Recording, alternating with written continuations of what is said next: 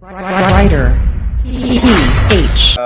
Yeah, totoo na kakaiba. It's a different feeling na na parang nakalaking ka.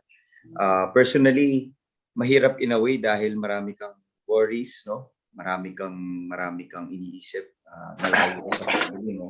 But we have to do this, we have to finish this kung ano man yung sinimulan namin na pinagkatiwala sa amin ng Jamie.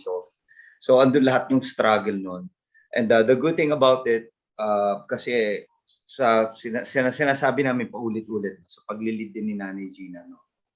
And I'm very proud to say na we have this, before we start our taping, bago kami mag-grind or mag-roll, we used to do our praise and worship, which is pang spiritual, importante para kung, siyempre tulad na sinabi mo, Rose, may kanya-kanya kaming struggle, may kanya-kanya kaming nararamdaman, mga iniisip natin, mga mahal natin sa buhay, but we have to face this, itong bagong paninimula or bagong chapter ng industry natin. And sana hindi naman magdire-diretso. Pero kung ito yung kinakailangan natin harapin, gagawin natin. And we're so blessed na we have this director and mga kasamahan kong artista at bukod sa artista, behind cam, from our bosses din, kila Ma'am Regine.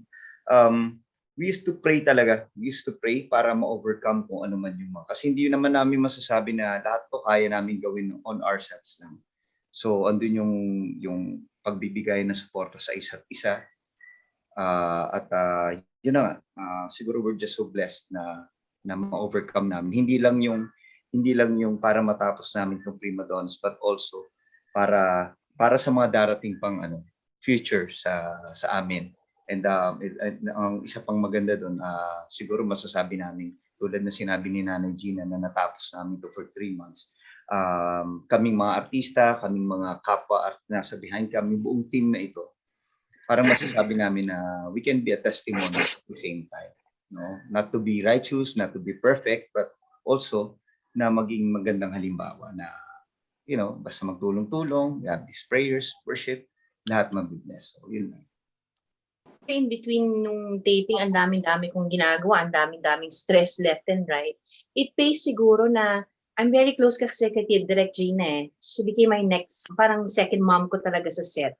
And every time na anxiety ako, titext ko si Direct Gina. And during the taping kasi may nangyari sa akin talagang kahit ayokong i-share, pero may nangyari kasi sa akin na parang challenge.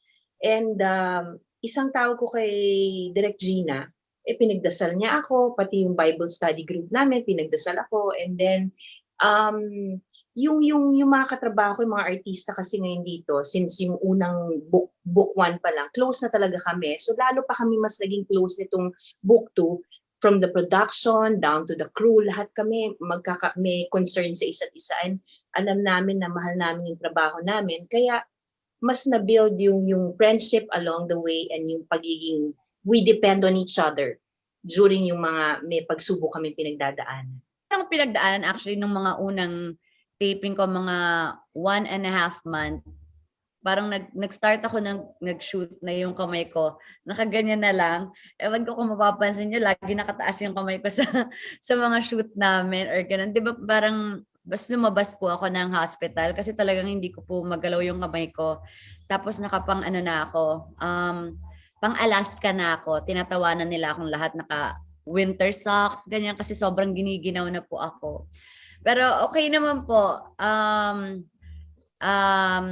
Naging okay naman, naging normal naman po lahat. Nakabalik naman po ako ng shooting. God. At salamat po sa cast na syempre inalagaan din po ako. Kay Miss Chanda, ayan, lagi.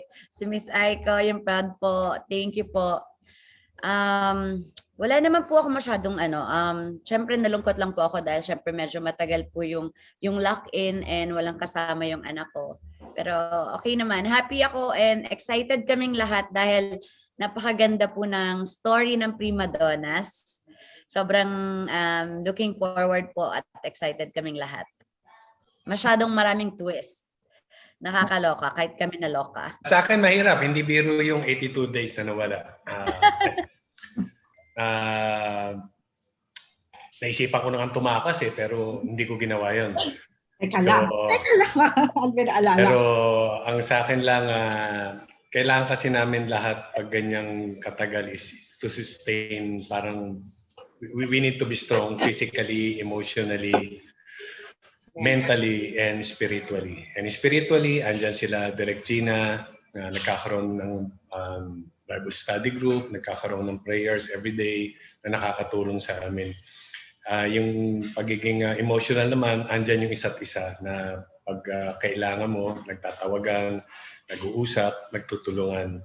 Yung mental naman is family na nakakausap ko everyday. Andyan sila na nagbibigay ng motivation for me to work hard and parang na tanggapin kung anong kinakalagayan namin.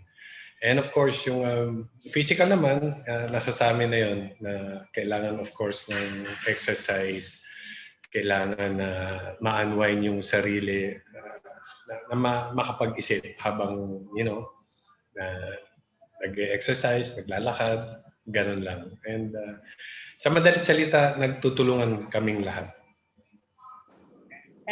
Well, I must admit that this second lock-in taping was much more difficult than the one of last year because we had stricter protocols. At first, I was a little, I got disoriented and sleep deprived because you didn't know, you weren't sure if you were doing the right thing. Even the things that you would normally post, yung mga behind the scenes, and you should be careful. And if you do post, you have a disclaimer that protocols were followed. But I did what came out of this was that I did draw strength from Gina, who started a Bible study group. And of course, it has been a habit since day one, since 2019, na before we start each taping day, meron kaming praise and worship. I've never prayed so much in my whole life until now.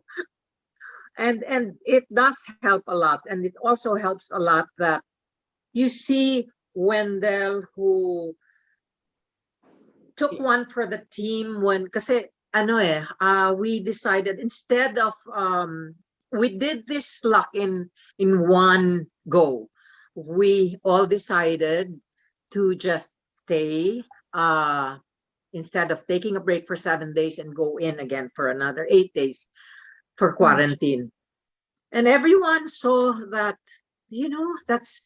that's useless. It doesn't make sense. You go out, you may expose yourself to the virus, and then you'll go in quarantine again. Parang it's a waste of time. So you see Wendell taking one for the team. He decided to stay instead of being with his wife who was giving birth. Wow, saludo ako. You're so professional, Wendell. Yeah, and then Aiko also had many things on her plate.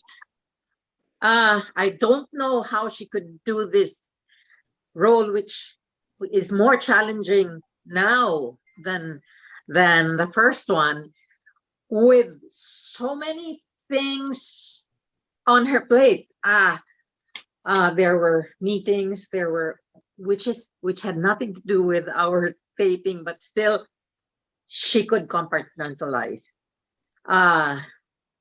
There's Katrina, who was physically sick. We were worried about her because we thought at first that it's just a muscular thing, but the meds didn't work. So I started thinking, it may be nerves, and which was not easy. But she would report to work as if she wasn't in pain.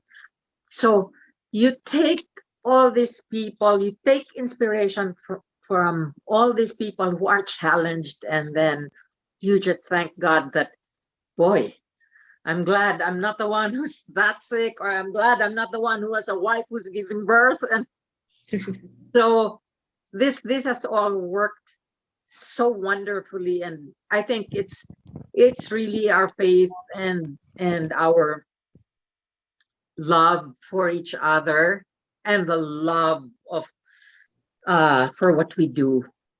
And this has been really a great ride.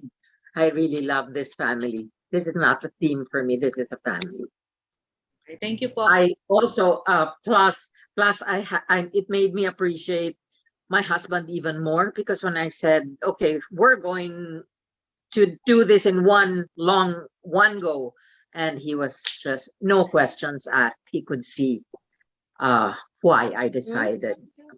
Especially with me naman, I was just very grateful because I was welcomed into the cast, because bago nga akong salta, but thank you so much, first of all, sa mga executives namin for being mapang-unawa, sila Sir Eric, Miss Reg, and of course, maraming salamat sa tiwala ng mga creative team namin. Thank you, Miss Leningning, and everyone who made this project really a beautiful project, and one that people will be looking forward to watching.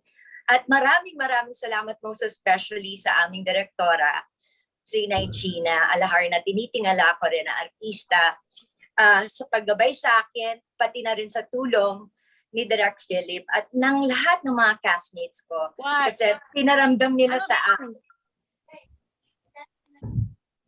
Pinaramdam nila sa akin na pati na ako ng TikTok.